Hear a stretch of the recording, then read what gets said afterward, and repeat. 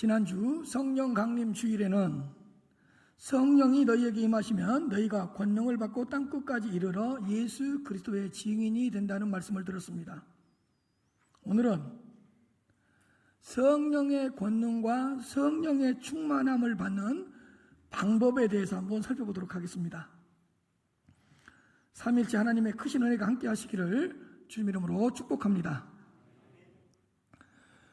불신자들에게 있어서 가장 시급한 것은 예수 그리스도를 믿고 구원을 받아야 한다는 것입니다.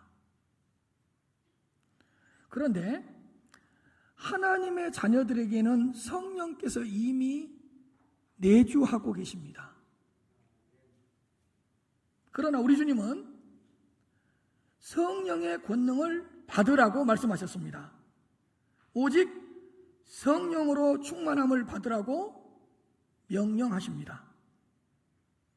너희 안에 성령이 거하시는 것, 내주하시는 것으로 만족하지 말고 오직 성령의 충만함을 받으라는 것입니다. 그렇다면 성령의 권능을 받는 것은 하나님의 뜻이잖아요. 왜? 명령하셨으니까. 그리고 하나님께서 우리에게 간절히 원하시는 것이 뭐냐? 우리가 성령의 충만함을 받는 것입니다. 그러므로 하나님의 자녀들은 성령의 권능을 받고 성령으로 충만해져야 됩니다. 그렇다면 성령의 권능과 성령의 충만함을 받을 수 있는 방법은 무엇입니까? 오늘은 사도행전을 통하여 몇 가지를 살펴보도록 하겠습니다. 첫째, 구해야 합니다. 우리 주님은 승천하시면서 제자들에게 아버지께서 약속하신 성령을 보내줄 테니 위로부터 능력을 덧입을 때까지 예루살렘 성을 떠나지 말고 예루살렘 성에서 머무르라고 말씀하셨습니다. 제자들은 함께 모여서 기도했습니다. 성령의 권능을 함께 구했습니다. 성령의 충만함을 위하여 한 곳에 모여서 함께 부르짖었습니다. 사도행전 1장 14절부터 15절 상반절입니다. 여자들과 예수의 어머니 마리아와 예수의 아우들과 더불어 마음을 같이하여 오로지 기도에 힘쓰더라. 더불어 마음을 같이하여 오로지 기도에 힘쓰더라. 모인 무리의 수가 약 120명이나 되더라. 함께 모여서 기도한 거예요. 여러분, 우리가 기도를 할 때에 가장 힘든 것이 뭐냐 하면 내가 지금 기도하고 간구하는 것이 하나님의 뜻인가 아닌가, 이게 굉장히 우리가 기도할 때 힘들어하는 것 중에 하나입니다. 왜요? 내가 간구하고 구하는 것이 하나님의 뜻이라는 것만 확인이 되면 간절히 구할 수 있잖아요. 그런데 우리가 성령의 충만함을 받는 것은 하나님의 뜻입니다. 왜요? 오직 성령으로 충만함을 받으라고 명령하셨기 때문에. 그러므로 하나님의 뜻, 하나님의 명령, 하나님께서 우리에게 원하시는 그 성령의 권능과 성령의 충만함을 간절히 구하시기를 바랍니다. 한 곳에 모여서 함께 구하시기를 바랍니다. 왜? 하나님의 뜻이니까. 확실하잖아요. 누가복음 11장 13절입니다. 너희가 악할지라도 좋은 것을 자식에게 줄 줄 알거든 하물며 너희 하늘 아버지께서 구하는 자에게 성령을 주시지 않겠느냐 하시니, 구하는 자에게 성령을 주신다고요. 성령을 구하라는 거예요. 성령 충만은 목회자들에게만 필요한 것이 아닙니다. 어떤 특별한 사람들의 전유물만도 아닙니다.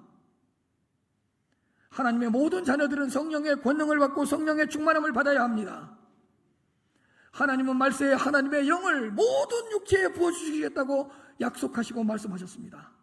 그러므로 세대에 관계없이, 어떤 계층에 관계없이, 어떤 신분에 관계없이 모두 다 성령으로 충만해져야 됩니다. 세례 요한의 어머니 엘리사벳도 성령이 충만했습니다. 예루살렘 교회의 7명의 집사들도 성령이 충만했고, 그 중에 한 사람 스데반 집사는 죽을 때에도 성령이 충만했다고 기록되어 있습니다. 그러니까 성령 충만은 특별한 사람들만 받아야 되는 게 아니에요. 하나님의 모든 자녀들은 성령의 충만함을 받아야 됩니다. 사랑하는 성도 여러분, 함께 모여서 성령의 권능을 구하시길 바랍니다.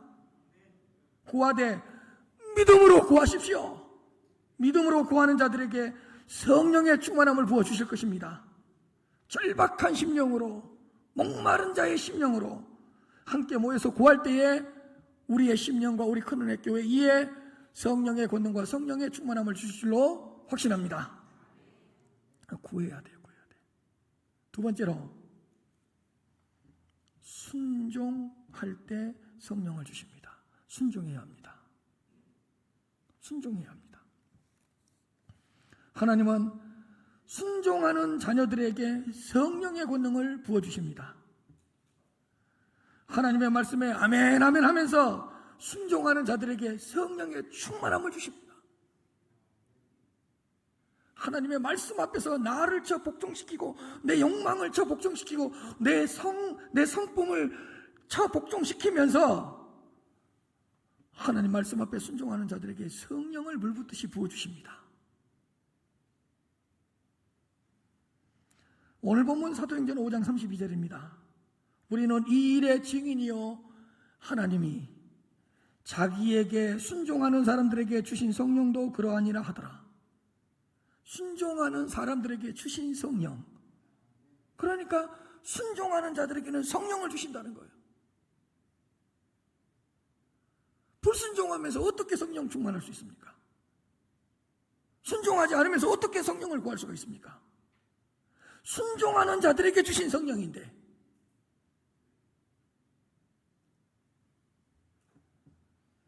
하나님의 말씀을 따르는 것이 순종입니다.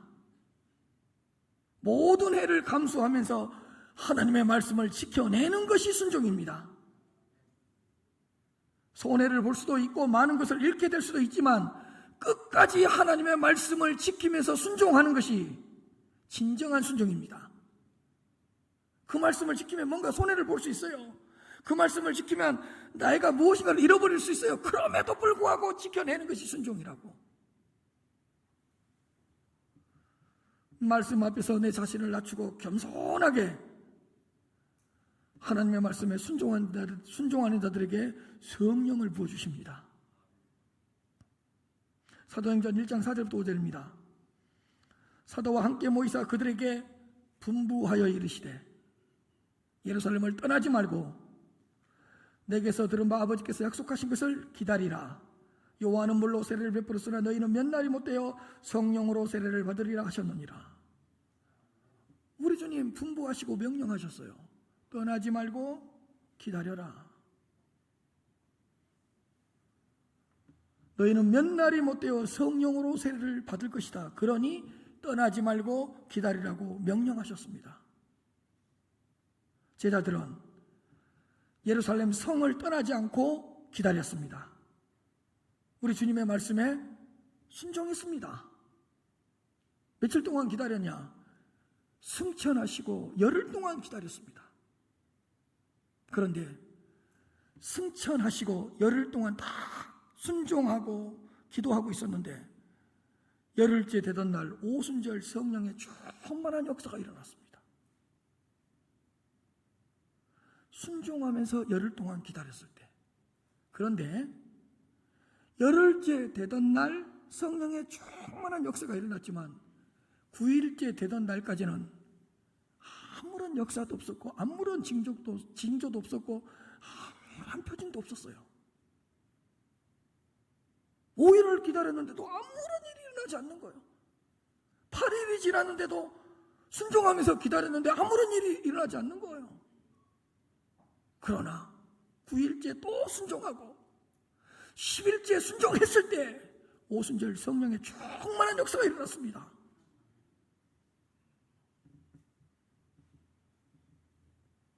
순종하면서 기다렸을 때에 성령의 권능을 주시고 성령의 충만함을 허락해 주십니다. 그러므로 성령을 받기 위해서 겸손하게 순종해야 합니다. 사랑하는 성도 여러분, 하나님의 말씀에 순종하셔서 성령의 권능을 받으시기를 바랍니다. 말씀을 판단하지 말고 순종하십시오. 이 말씀은 내가 지킬 수 있기 때문에 지키고, 이 말씀은 내 상황이 이래서 지킬 수 없을 것 같으니까 지키지 않고, 왜 하나님의 말씀을 판단합니까? 내가 상황이 되면 지키고 상황이 되지 않으면 못 지키고, 왜 내가 하나님의 말씀을 판단하냐고요.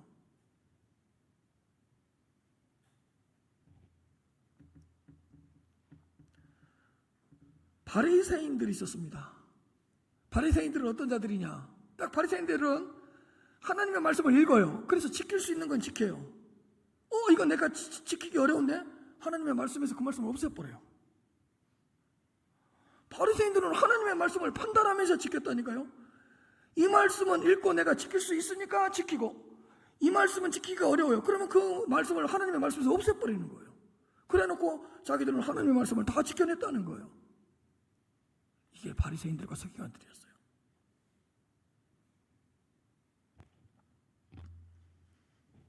우리 성도님들은 하나님의 말씀을 판단하지 말고 무조건 순종하시기를 바랍니다.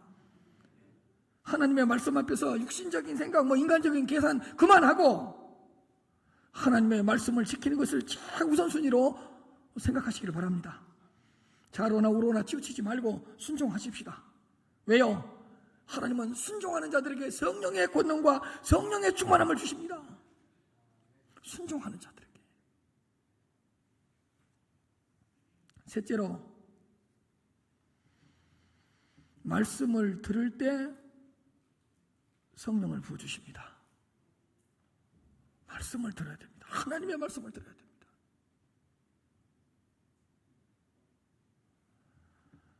말씀과 성령과 말씀은 항상 함께 역사합니다.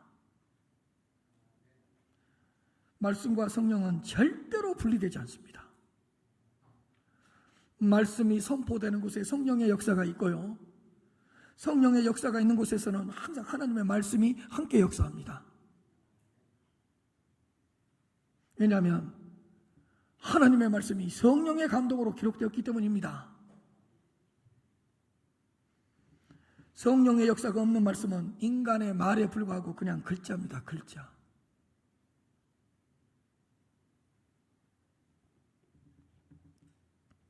그러나 말씀을 들을 때에 성령은 크고 놀랍게 역사하십니다. 설교를 들을 때에 성령의 충만한 역사가 있습니다. 그러므로 하나님의 말씀을 사모하면서 설교를 들으십시오. 줄인 자처럼, 목마른 자처럼 하나님의 말씀을 들으십시오. 말씀을 사모하는 영혼에게 성령의 권능을 주시고 성령의 충만함을 주십니다. 사도행전 10장 44절부터 45절 말씀입니다. 함께 읽겠습니다. 시작.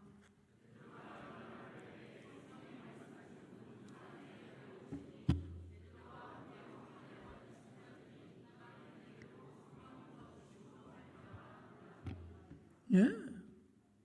베드로가 고넬료의 집에서 이 말을 할 때, 설교를 할 때 베드로의 설교를 듣는 모든 사람에게 성령이 내려오셨다. 보세요. 말씀을 듣는 사람들에게 성령이 오시잖아요. 말씀을 듣는 모든 사람에게 성령이 내려오셨다. 그래서 어떻게 되냐?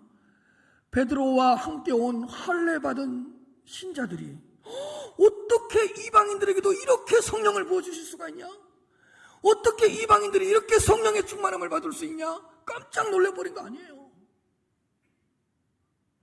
그냥 성령을 주신 것이 아니라 성령 부어주심으로 말미암아 놀라니, 성령을 뭘 붓듯이 부어주신 거예요.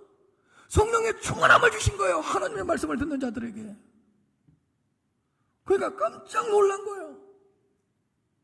그러면 베드로와 함께 온 할례 받은 신자들이 그 말씀을 듣는 자들에게 성령을 부어주시는 것을 어떻게 알았을까? 눈에 보일 정도로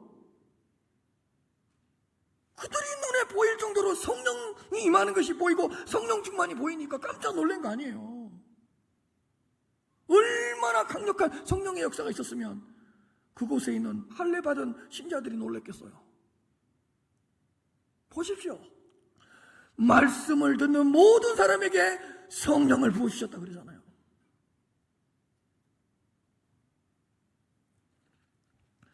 엠마오로 가는 두 제자도 예수님께서 성경을 풀어주실 때 가슴이 뜨거워졌다 그러잖아요. 왜 가슴이 뜨거워졌을까요? 예수님으로부터 말씀을 들을 때에 성령께서 역사하셨기 때문에, 그들의 심령 가운데 성령께서 임재하셨기 때문에 말씀을 들을 때에 가슴이 뜨거워지고 심령이 뜨거워졌던 거 아닙니까?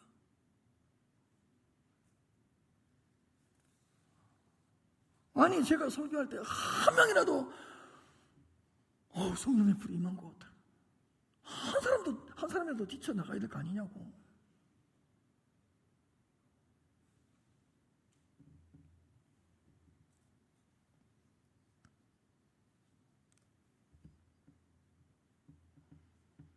여러분, 말씀을 들을 때에 성령의 권능이 임하고 성령께서 충만하게 임재하십니다. 에스겔서 2장 2절입니다. 보세요. 그가 내게 말씀하실 때에 그 영이 내게 임하사 나를 일으켜 세웠다.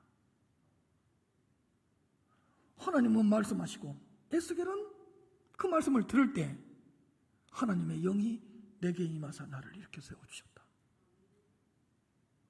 말씀을 들을 때에 성령께서 오신다니까요. 말씀을 들을 때에 성령께서 충만하게 역사해 주신다니까요. 갈라디아서 3장 5절입니다. 너희에게 성령을 주시고 너희 가운데서 능력을 행하시는 이의 일이 율법의 행위로서냐 아니면 듣고 믿음에서냐. 너희들이 어떻게 해서 성령을 받았고 성령의 충만함을 경험했냐고 물으는 거예요. 하나님의 말씀을 듣고 믿을 때가 아니었느냐? 너희들이 하나님의 말씀을 듣고 믿을 때 하나님은 너희에게 성령을 주셨다. 성령의 충만함을 주시지 않았느냐?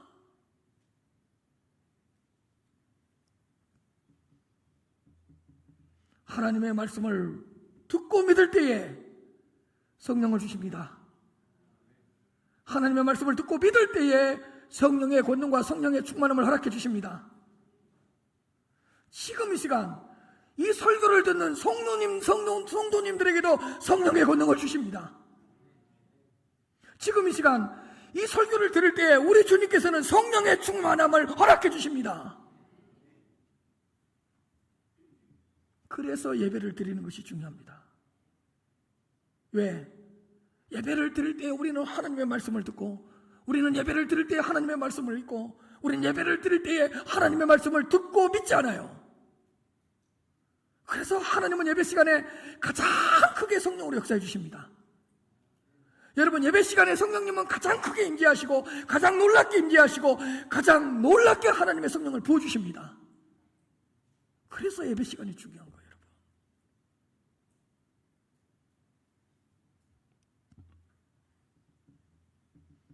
예배 가운데 말씀을 듣고 예배 가운데 말씀을 믿기 때문에 성령의 역사가 크게, 성령께서 크게 역사하시는 것입니다. 우리가 말씀을 들을 때에 성령은 그 말씀 우리를 지배하시고 통치하시고 다스리십니다. 하나님의 말씀을 들을 때 성령께서는 그 말씀으로 우리의 심령을 흔들어 놓고 우리의 영혼을 찔러 쪼개기까지 하고 우리의 폐부를 막 흩으셔서 찌르시고 상처를 내시고 싸매 주시고 어루만져 주시고 위로해 주시고 회복시켜 주십니다. 말씀을 들을 때 성령님이.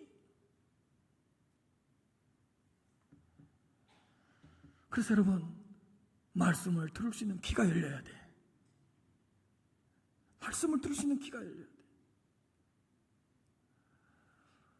내가 좋아하는 팀이, 내가 좋아하는 야구팀이 이겼다 그러면 귀가 번쩍이죠. 50m 밖에서도 그 소식은 들리죠.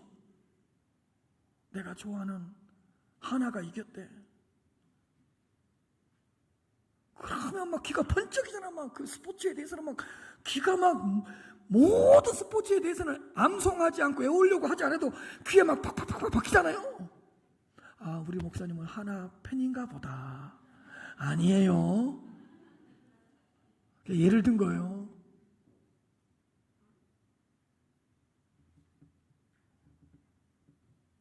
내가 관심 있는 것이 들리거든.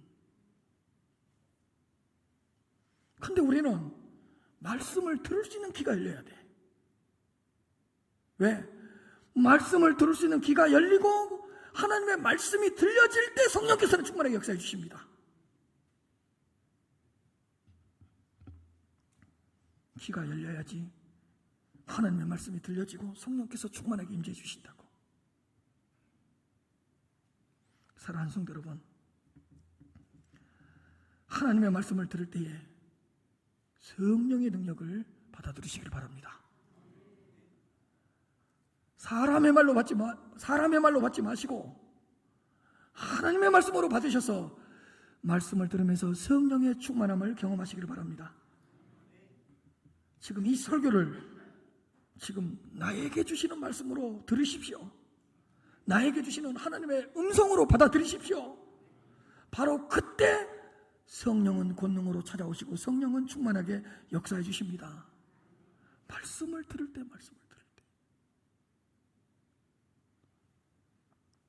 마지막으로 회개할 때 성령의 충만한 역사가 일어납니다. 회개할 때입니다. 회개는 내가 내 죄를 깊이 인식하는 데서부터 시작됩니다. 하나님 앞에서 내가 본질적으로 죄인이라는 것을 깨달을 때에 그때 비로소 회개의 은혜가 임합니다. 내 안에 죄가 얼마나 많은지, 아니 내 안에는 죄밖에 없구나, 이걸 깨달아야 돼요. 아니 죄가 많은 것이 아니라 나는 죄덩어리구나. 회개는 여기서부터 시작되는 거예요.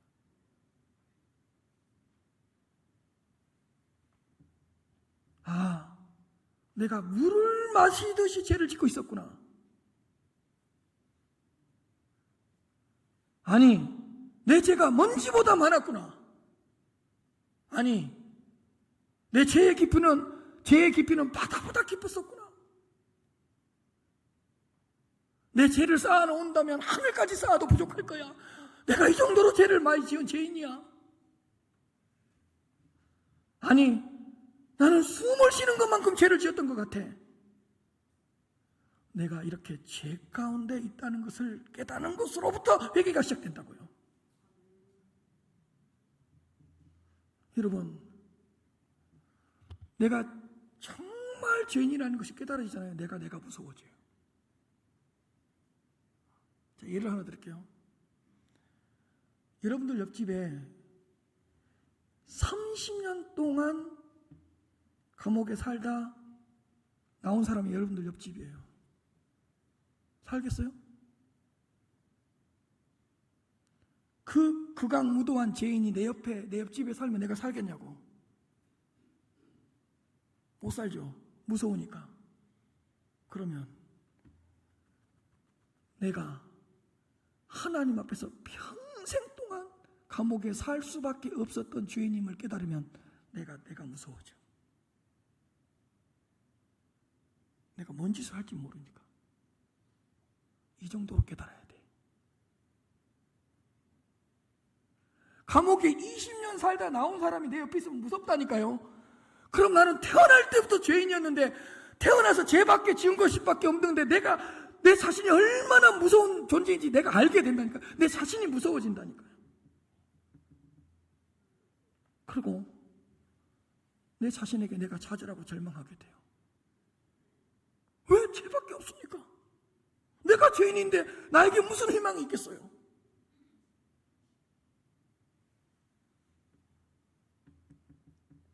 내가 이 정도 죄인이었단 말이야. 다른 사람이 되고 싶어져요. 아예 딴 사람이 되고 싶어진다니까요. 왜? 내가 죄인이니까 딴 사람이 되고 싶어진다고요. 회개는 이런 데서부터 시작되거든요.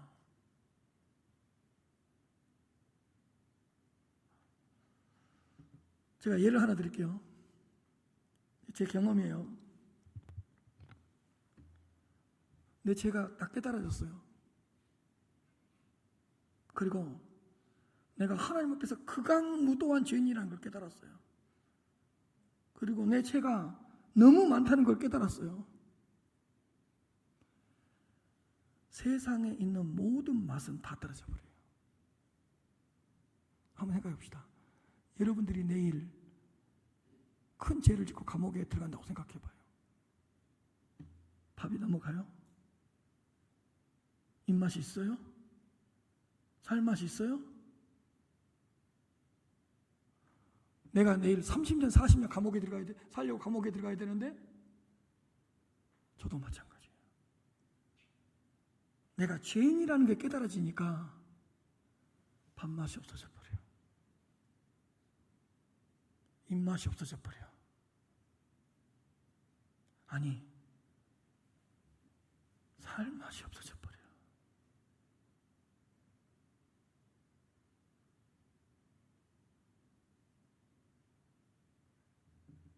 잠이 안 와.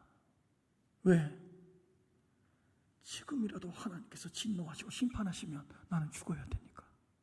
내 죄값을 치러야 되니까.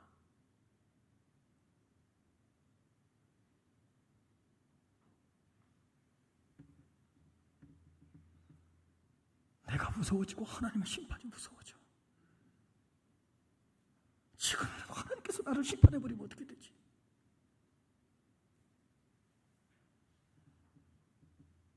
거의 죽은 자처럼 돼버려요. 제가 그랬다니까요.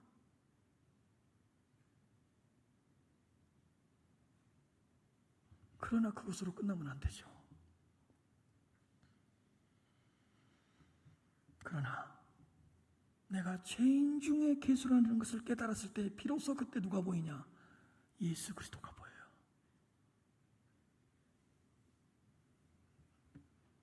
아니, 사도 바울이 죄인 중에 괴수였다면 우리는 뭐예요? 괴물이요, 괴물.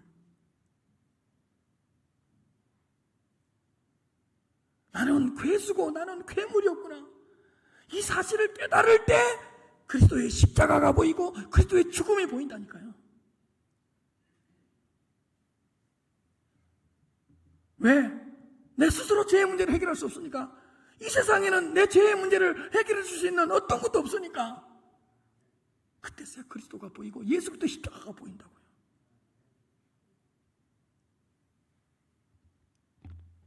왜요? 나를 위해 이 땅에 오시고 모든 율법을 다 지키시고 나를 위해서 고난 받으시고 십자가에서 죽으신 분이 예수 그리스도이시기 때문에 그때서야 비로소 그리스도를 붙잡게 되는 거예요.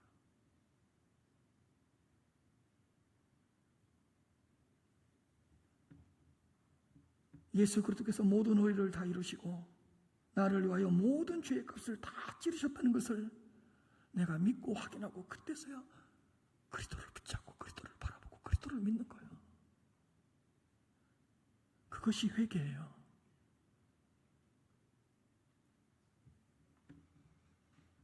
내가 잿덩어리입니다. 나는 움직이는 죄인입니다. 나는 정말 죄인입니다. 그러므로 당신만이 나의 주님이시요 당신만이 나의 구세주이십니다. 이렇게 고백하는 것이 회개. 회개는 반성문을 쓰는 게 아니에요. 회개는 내가 잘못했습니다. 흐지부지하게 넘어가는 후회가 아니에요.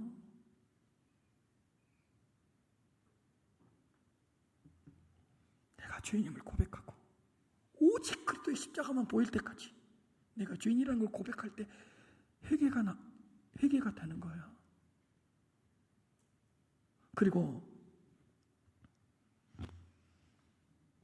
예수 그리스도를 보내주신 하나님의 사랑 앞에 이제 항복합니다.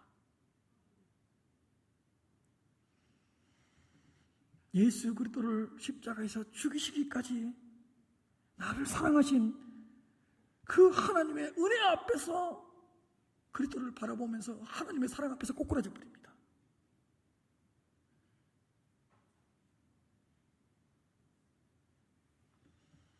증명할 수 없는 하나님의 선하심과 인자하심 앞에서 고개를 들지를 못합니다. 이렇게 날 사랑해 주셨다는 말이야. 이렇게 큰 은혜를 베풀어 주셨다는 말이야. 이제는 하나님께로 돌아옵니다. 이제는 하나님께로 향합니다. 이것이 회개입니다.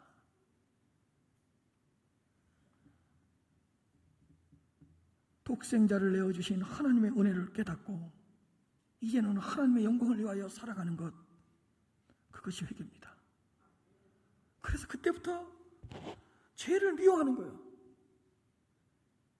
막 죄를 미워하고 죄를 증오하고 막 죄를 무서워하고 죄를 혐오하면서 막 죄를 끊으려고 몸부림을 치고 죄로부터 멀어지고 그러면서 하나님께로 가까이 나아가는 것이 회개란 말입니다.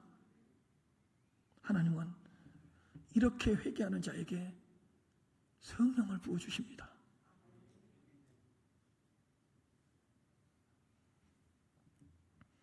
미국과 영국에서 17세기에 18세기에 큰 영적 대각성 운동이 일어났습니다. 1730년에서 1740년에 1차 대각성 운동이 일어났고 1790년에서 1840년대까지 2차 대각성 운동이 일어났습니다. 놀랍게 일어났습니다.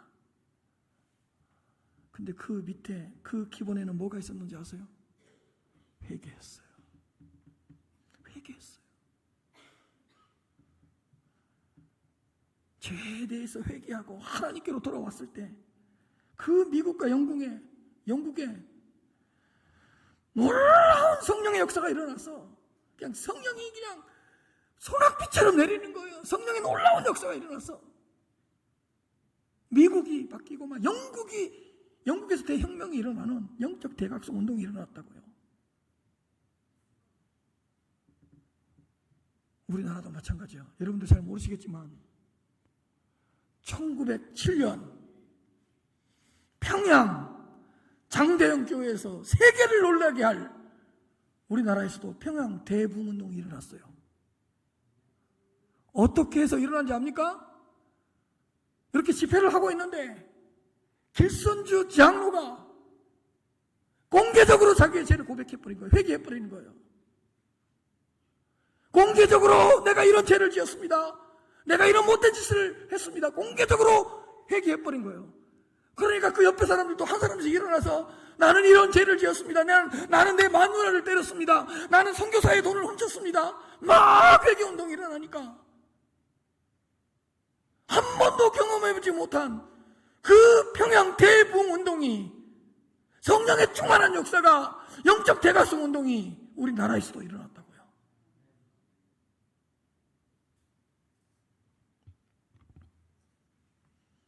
하나님은 회개할 때 성령의 권능을 부어주십니다. 그리고 하나님께로 돌아올 때 성령의 충만함을 허락해 주십니다. 사도행전 2장 37절부터 38절입니다. 그들이 이 말을 듣고 또 설교를 들은 거예요. 이 설교를 듣고 마음에 찔려 마음에 큰 찔림을 받은 거예요. 그러니까 여러분들도 이 설교를 들으면서 옆에 사람을 붙잡으면서 뭐라 그래야 돼요? 이 말씀이 나를 너무 괴롭게 해요. 이 말씀이 나를 깊은 곳을 찔러내는 것 같아. 이런 일이 있어야 되는 거예요. 이 말을 듣고 마음에 찔려서 보세요. 베드로와 다른 사도들에게 물어 이르되 형제들아, 그 다음에 중요해요. 뭐라 그래요? 우리가 어찌할꼬? 우리는 이게 없잖아요. 우리가 어찌할 거가 없어요. 하나님의 말씀을 듣고. 근데 베드로의 설교를 들은 사람들이 뭐라 그러냐, 마음이 너무 찔리고 양심의 가책을 느끼니까 그 설교자들한테 물어요. 우리가 어찌할꼬? 우리가 어찌할꼬? 듣고 보니까 내 죄가 많은데 어찌해야 됩니까? 내가 죄인인데 어찌해야 됩니까? 어찌할꼬? 어찌할꼬? 어찌할꼬? 이렇게 하거늘 38절입니다. 읽읍시다. 시작.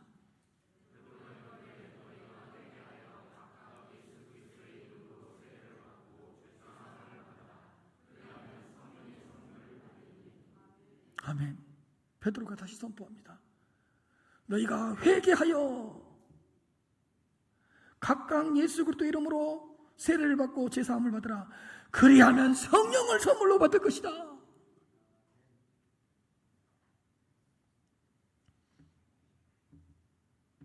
회개 없는 부흥도 없고 회개 없는 대각성 운동도 없습니다. 회개가 없는 성령 충만함도 없습니다. 어느 시대를 막론하고 회개할 때에 성령의 역사가 있었습니다. 내 죄를 깊이 자각하고 예수 그리스도 이름으로 하나님께 돌아올 때에 하늘과 땅이 진동하는 대부운동이 일어났다는 말입니다. 우리는 죄를 짓지 말아야 됩니다. 그런데 우리가 죄를 안 지을 수가 없잖아요. 연약하고 나약한데. 그래서 하나님께서 우리한테 요구하시는 것이 뭐예요? 회개예요. 그래서 여러분, 죄를 짓지 않는 것 이상으로 중요한 게 뭔지 압니까? 회개입니다. 회개입니다. 여러분, 회개하면 하나님은 무조건 되고 살려주십니다. 회개하면 하나님은 무조건 되고 용서해 주십니다. 회개하면 하나님은 그거에 무조건 되고 축복해 주십니다. 성령의 권능과 성령의 충만함을 부어주십니다. 회개했는데 그냥 돌려보낸 사람 없습니다. 지금까지. 회개를 잘해야 돼.